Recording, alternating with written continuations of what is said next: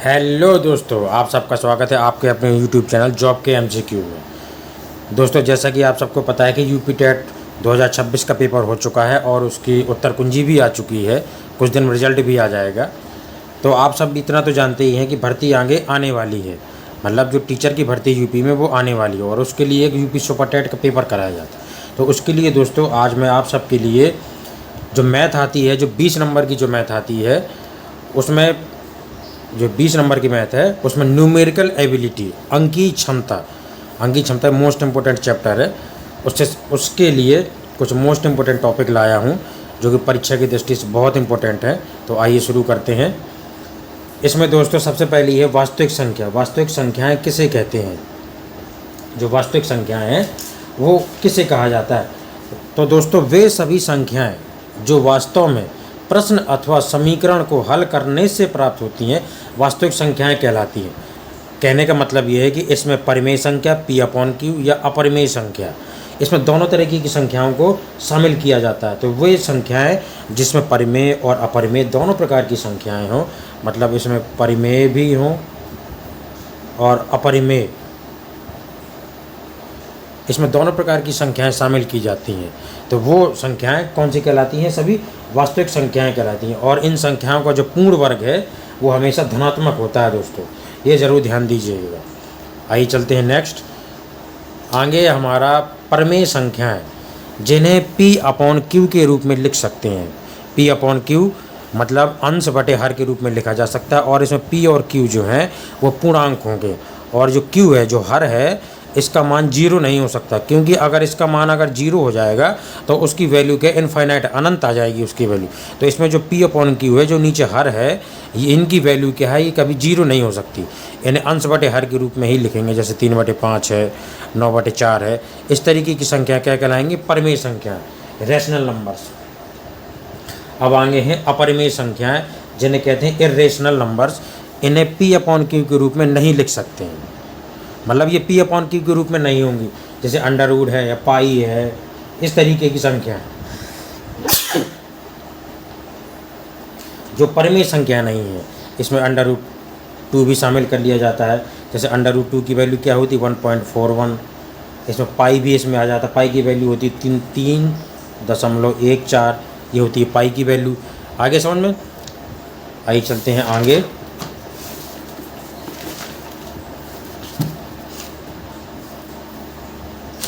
आगे है हमारा प्राकृतिक संख्याएं, नेचुरल नंबर्स।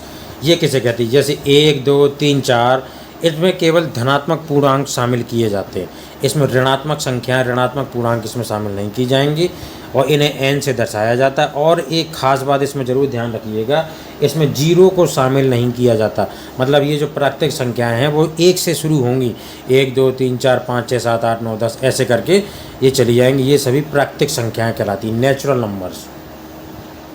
नेचुरल नंबर्स ये प्राकृतिक संख्याएं कहलाती हैं। अब आगे है हमारा पूर्ण संख्याएं। पूर्ण संख्याएं किसे कहते हैं? Whole numbers. इन्हें कहते हैं होल नंबर्स। इसमें जीरो शामिल किया जाता है, मतलब ये संख्याएं जीरो से शुरू होंगी। 0, 1, 2, 3, 4, 5, 6, 7 इस तरीके की संख्या, इसमें जीरो भी होंगी और धनात्मक पूर्णांक भी शामिल होंगे। तो वे सभी संख्याएं क्या कहलाएंगी? पूर्ण संख्याएं। आगे हमारा पूर्णांक संख्याएं, इंटीजर्स। इन्हें कहते हैं इंटीजर्स और इसमें धनात्मक पूर्णांक और ऋणात्मक पूर्णांक और बीच में जीरो भी रहता है। तो इसमें धनात्मक ऋणात्मक पूर्णांक दोनों शामिल किए जाते हैं, इसलिए इन्हें इंटीजर्स कहते हैं, पूर्णांक संख्याएं कहलाती हैं। अब आगे हमारा सम संख्याएं। ये तो शायद लगभग सभी लोग जानते होंगे। पे सभी संख्याएं जो 2 से पूर्णतः विभाजित हों सम संख्याएं कहलाती हैं। इवन नंबर्स, इनको कहते हैं इवन नंबर्स। विषम संख्याएं, ऑड नंबर्स।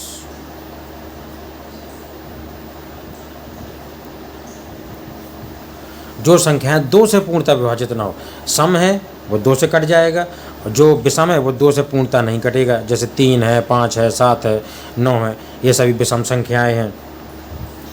भाज्य संख्याएं, डिविजिबल नंबर्स।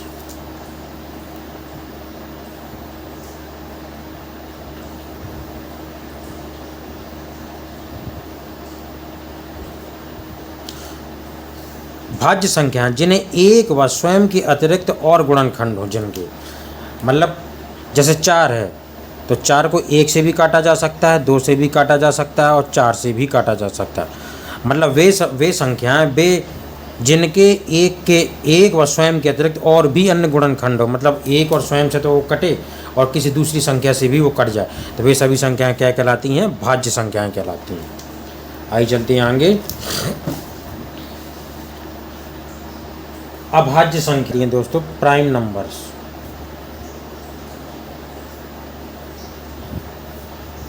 अभाज्य संख्या जो एक व स्वयं के अतिरिक्त किसी और से ना कटे, मतलब जो कोई संख्या है जैसे अंक है, ये 2 है, 3 है, 5 है, 7 है, तो इनको या तो ये स्वयं से या एक से किसी तीसरी दूसरी संख्या से ये कटेंगे ही नहीं, तो वे सभी संख्याएं क्या कहलाती हैं?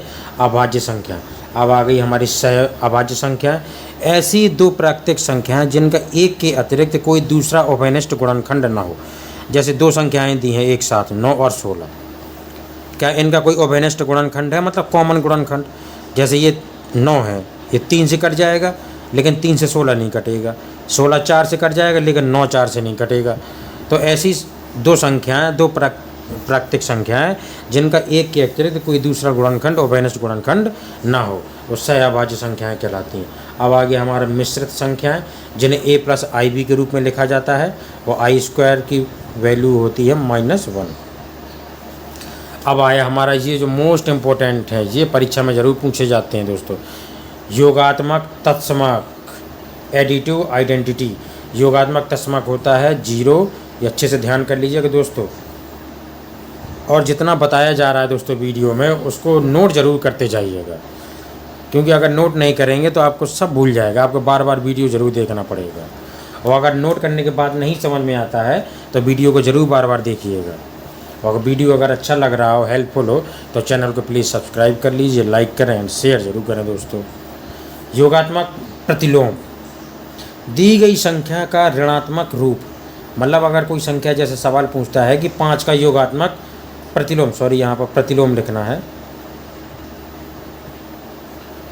कि 5 का योगात्मक प्रतिलोम क्या होगा, तो 5 का योगात्मक प्रतिलोम होगा -5, कुछ नहीं करना, उसमें आएंगे माइनस लगा देना। गुणात्मक तत्समक ये होता है 1।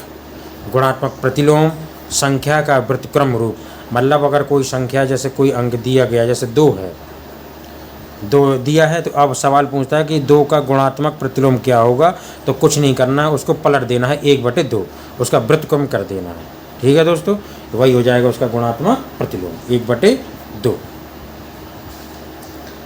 आइए चलते हैं आगे।